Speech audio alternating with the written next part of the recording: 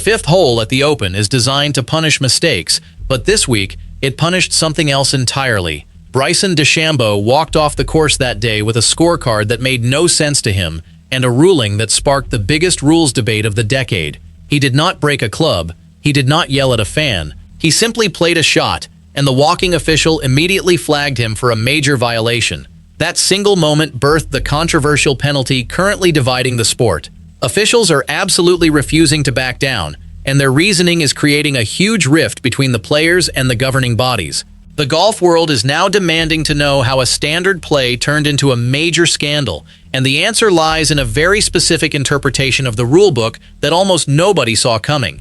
Officials claim they had zero choice in the matter, yet the physical evidence on the ground tells a completely different story. Demanding answers, fans and players alike are questioning how a simple action resulted in such a severe punishment. The governing bodies see it as a clear advantage gained, while Bryson and his supporters see it as a fundamental misunderstanding of how the game is actually played. This decision does not just cost him strokes on a Saturday, it sets a terrifying precedent for every single player currently on tour. We are about to break down the exact law they are using, and it is much stricter than you think.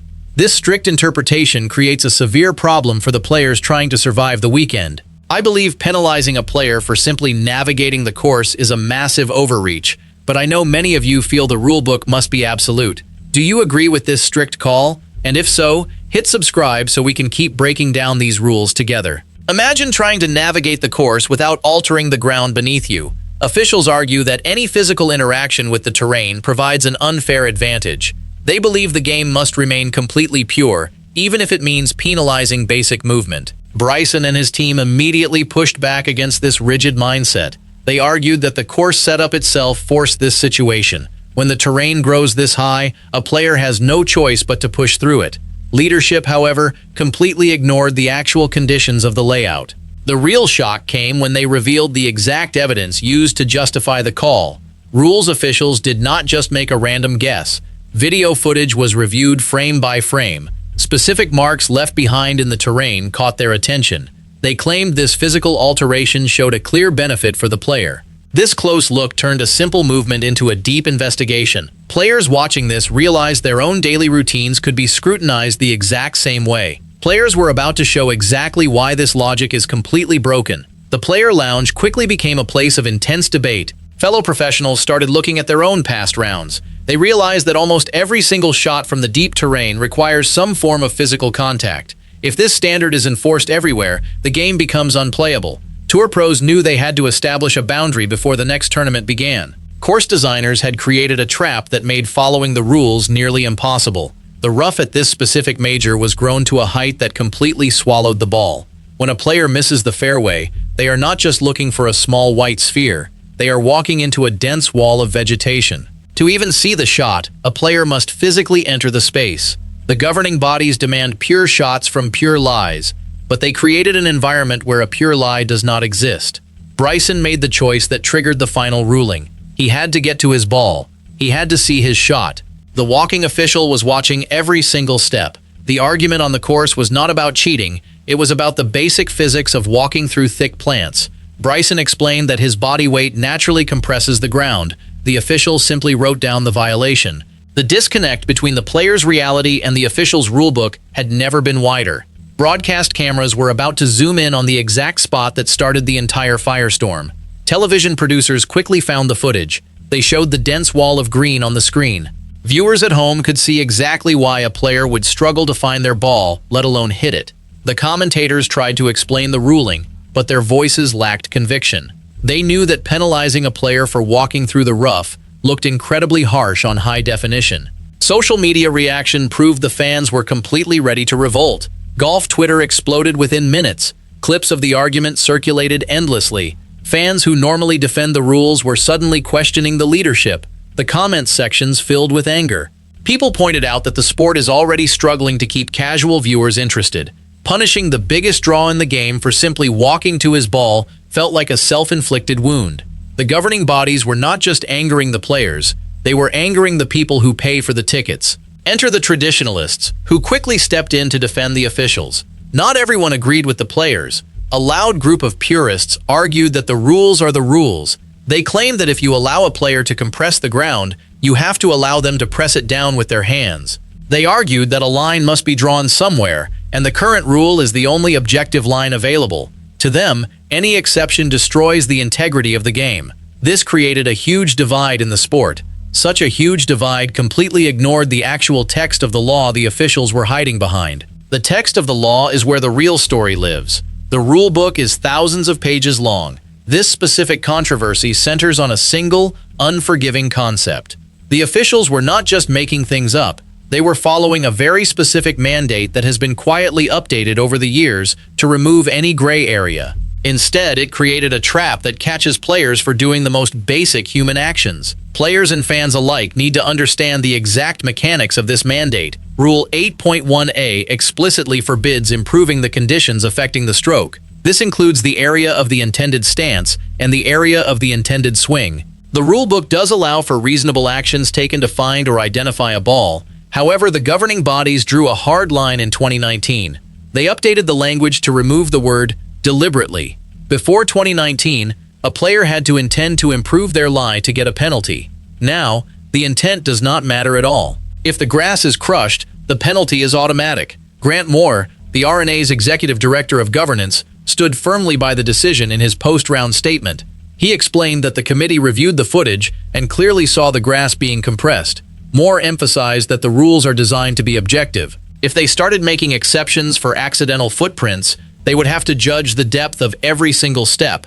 That level of subjectivity is exactly what the 2019 rules modernization tried to eliminate.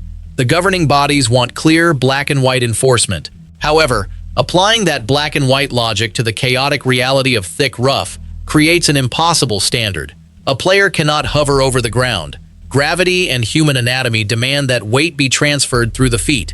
To penalize that natural biomechanical process is to penalize the player for existing on the course. The exact nature of that movement is what makes this ruling so incredibly controversial. For years, players have walked through the rough without a second thought. Caddies have trampled the vegetation to find lost balls. The concept of improving the lie was always about deliberately moving obstacles. It was about snapping twigs or pressing down tufts of grass with a club. It was never about the natural footprint of a human being trying to play a shot. The governing bodies changed the language to focus on the result, not the intent. The final reveal of the exact penalty shows just how severe this new reality is. Consider the sheer financial weight of this ruling. A two-stroke penalty at a major championship is not just a minor setback. It is the difference between a massive payday and missing the cut entirely. For a player of Bryson's caliber, missing the weekend means losing out on hundreds of thousands of dollars in prize money. It also means losing crucial FedEx Cup points and world ranking positions. The walking official did not just dock 2 strokes. They effectively erased a week of preparation, travel, and physical exertion. This level of punishment for an accidental footprint feels disproportionate to the crime. It turns a minor navigational error into a career-altering financial blow. Enforcing the strictest penalty allowed under that specific section sent a clear message to the entire tour. When the walking official finally handed over the scorecard, the numbers told a brutal story. This was not a warning. This was not a one-stroke slap on the wrist for a minor infraction. The ruling body enforced the strictest penalty allowed under that specific section of the rulebook. What is the exact physical action that triggered this maximum penalty? The message was simple. The governing bodies will not tolerate any physical alteration of the terrain, no matter how small or how necessary. They applied the maximum punishment. This specific punishment completely altered the leaderboard. It pushed a top contender out of the weekend picture. It turned a potential victory into a fight just to make the cut. The sheer weight of the punishment proves that the officials are completely serious about this new standard. The physical evidence is exactly what you think it is.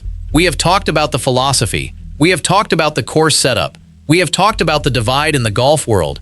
Now, we have to look at the exact moment the walking official stopped the play. We have to look at the exact physical action that Bryson took and the exact evidence the officials used to justify the penalty. This is the moment the controversy went from a philosophical debate to a permanent mark on the scorecard. Under the strict letter of the law, that single footprint was enough to change the tournament.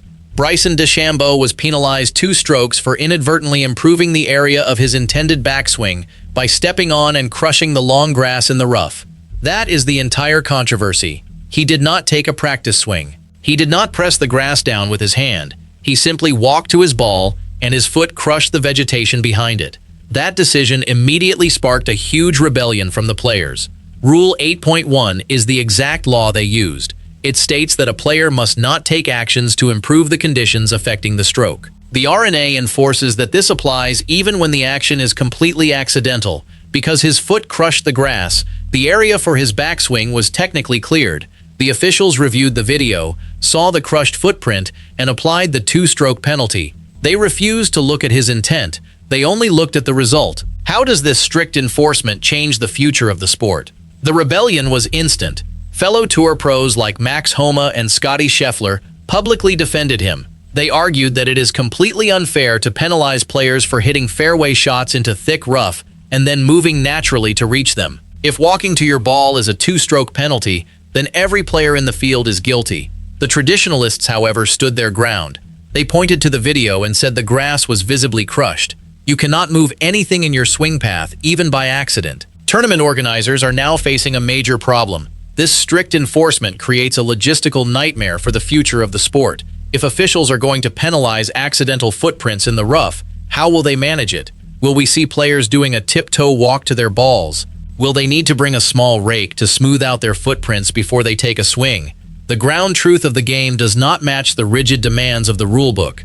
The frustration in the player lounge was palpable. Veterans pulled rookies aside to warn them about this new reality. They explained that the walking officials are under immense pressure to enforce every minor detail. The players know that the officials are just doing their jobs, but the job description has become absurd. Finding a ball in the deep rough used to be a test of skill and nerve. Now, it is a test of forensic footprint analysis. Players are being forced to think about their walking technique rather than their swing mechanics. This mental burden is something the governing bodies completely failed to consider when they wrote the rule. This legal minefield is already changing how the veterans teach the rookies. Consider the absolute nightmare this creates for the walking officials. Imagine being the rules official assigned to watch this specific group. You are not just watching the ball flight, you are watching their shoes. You are looking at the depth of their footprints. If a player complains about a bad lie, the official has to walk back and inspect the ground. They have to look for crushed stems. They have to measure the depth of the indentation. It turns a simple walking official into a forensic investigator. The physical toll of watching every single step for 4 days is completely exhausting. This absurd reality is now causing major headaches for the people paying the bills. This ruling also puts a massive burden on the caddies.